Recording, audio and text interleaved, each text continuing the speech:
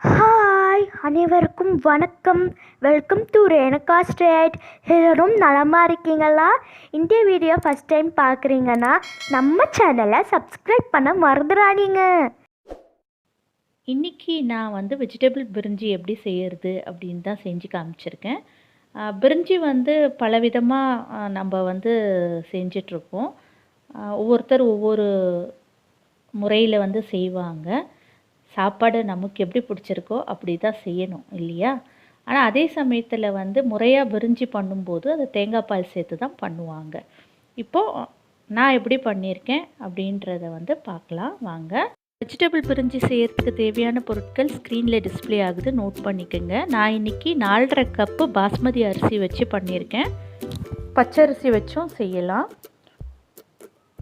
1 cup 200 gram கணக்கு. 1 cup basmati அரிசிக்கு 1.5 cup தண்ணி சேர்க்கணும். இதுவே பச்சரிசி யூஸ் பண்ணி பண்ணிங்கன்னா 1 கப்பு பச்சரிசிக்கு 2 கப்பு தண்ணி சேர்க்கணும். இதுதான் அளவு.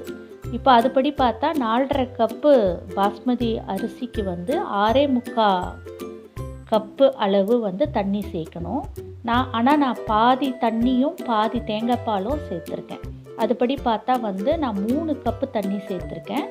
3.25 கப்பு தேங்காய் பால் சேர்த்துருக்கேன். தேங்காய் பால் முதல் பால் 2ஆம் பால் ரெண்டும் எடுத்து சேர்த்துருக்கேன்.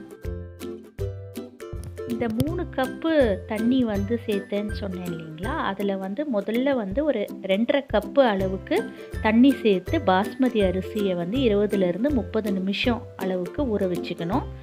1/2 கப்பு தண்ணியை அப்புறமா சேர்ப்பேன். வீடியோவில் பார்த்தா தெரியும். 1 கட்டு புதினா எடுத்திருக்கேன், 1/2 கட்டு கொத்தமல்லி எடுத்திருக்கேன். இல்லை ரெண்டுமே நீங்கள் ஒரு கட்டு கூட எடுத்துக்கலாம். இதை நான் 3ஆக சேர்த்துருப்பேன். ஃபஸ்ட்டு அரைக்கும் போது கொஞ்சம் சேர்த்துப்பேன், புதினாவும் கொத்தமல்லியும்.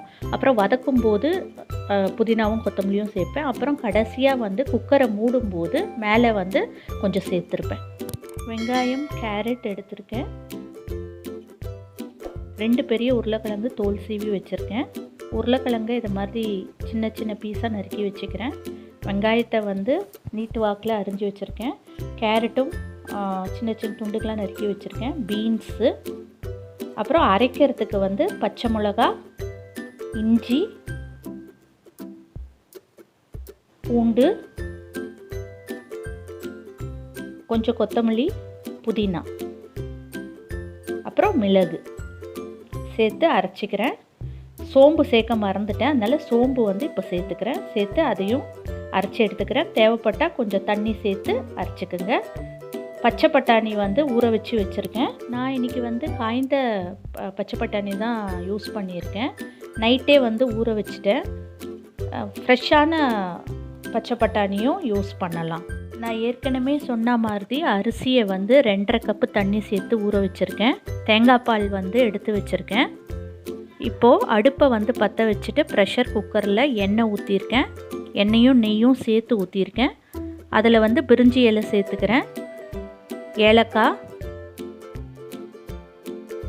அப்புறம் கிராம்பு,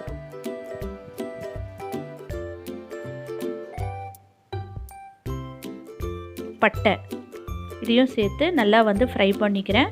பிரிஞ்சி இலை ஒரு 5லேருந்து 6 வரைக்குமே போட்டுக்கலாம். ஏன்னா இதில் நம்ம கரம் மசாலாவோ பிரியாணி மசாலாவோ சேர்க்க போகிறதில்ல. வெங்காயத்தை சேர்த்து வதக்கிக்கிறேன். வெங்காயம் சீக்கிரம் வதங்கிறதுக்கு என்ன பண்ணுறேன், இந்த பிரிஞ்சி ரைஸுக்கு தேவையான அளவு கல் உப்பையும் சேர்த்துக்கிறேன். சேர்த்து வதக்கிறேன்.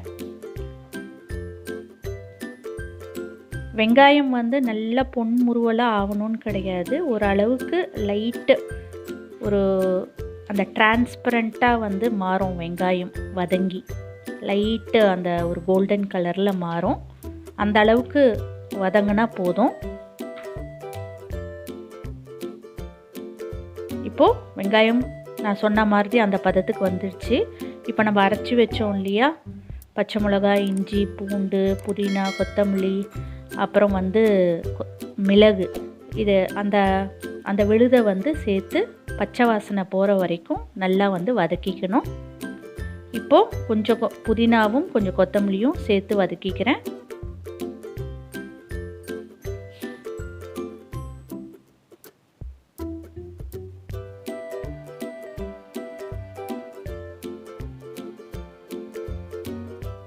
இப்போது அந்த மசாலாவுடைய பச்சை வாசனை போன உடனே வெட்டி வச்சுருக்கிற காய்கறிகளை வந்து சேர்த்துக்கிறேன். உருளைக்கிழங்கு, கேரட், பீன்ஸ், பட்டாணி இதையும் சேர்த்து நல்லா ஒரு 2லேருந்து 3 நிமிஷம் வதக்கணும்.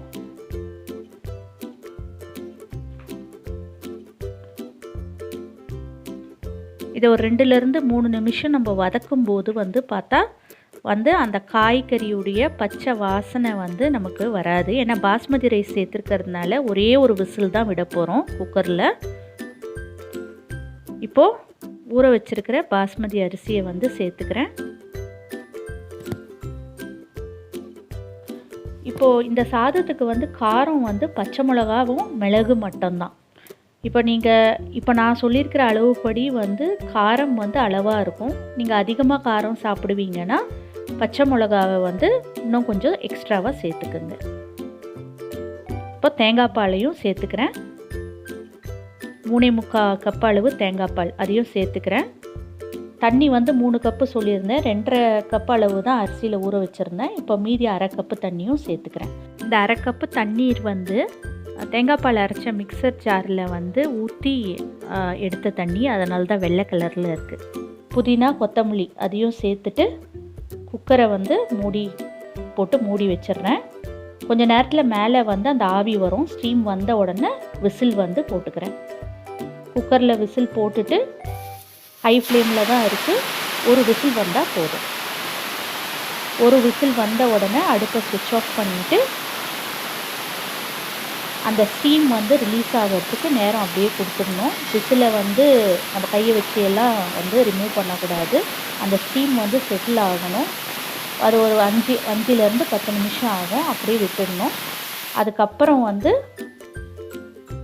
நம்ம வந்து குக்கரை திறந்து பார்த்தோம்னா அருமையான வெஜிடபிள் பிரிஞ்சி வந்து தயாராகிடுச்சு.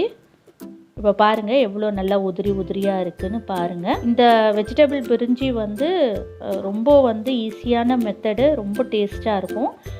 நான் வந்து இந்த வெஜிடபிள் பிரிஞ்சியோட மீல் மேக்கர் குருமா வச்சு சர்வ் பண்ணியிருக்கேன்.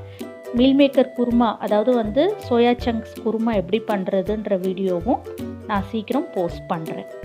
வெஜிடபிள் பிரிஞ்சியை பச்சரிசி வச்சு செய்யும்போது 4.5 கப்பு பச்சரிசிக்கு வந்து 9 கப்பு அளவுக்கு தண்ணி சேர்க்கணும். 9 கப்பு தண்ணின்றதை வந்து நம்ம 2ஆக பிரிச்சுக்கலாம். 4.5 கப்பு தண்ணீரும் 4.5 கப்பு தேங்காய் பாலும் சேர்த்து பண்ணிக்கலாம். பச்சரிசி வந்து 10 நிமிஷம் ஊற வச்சா போதும். அதே மாதிரி ப்ரெஷர் குக்கரில் பச்சரிசி யூஸ் பண்ணி செய்யும்போது 2 விசில் வரணும். கண்டிப்பாக இந்த ரெசிபியை வந்து ட்ரை பண்ணி பாருங்கள். இந்த வீடியோ உங்களுக்கு வந்து உபயோகமாக இருந்திருக்கோன்னு நம்புகிறேன். உங்களுடைய மேலான கருத்துக்களை வந்து எங்களோட ஷேர் பண்ணிக்கோங்க. இந்த வீடியோ உங்களுக்கு பிடிச்சிருக்கும் நம்புகிறேன். இந்த வீடியோ உங்களுக்கு பிடிச்சிருந்ததுன்னா லைக் பண்ணுங்கள், ஷேர் பண்ணுங்கள். இந்த சேனலை மறக்காமல் சப்ஸ்கிரைப் பண்ணுங்கள். பக்கத்தில் இருக்கிற பெல் ஐக்கானை கிளிக் பண்ணுங்கள். தேங்க்ஸ் ஃபார் வாட்சிங் திஸ் வீடியோ. நன்றி.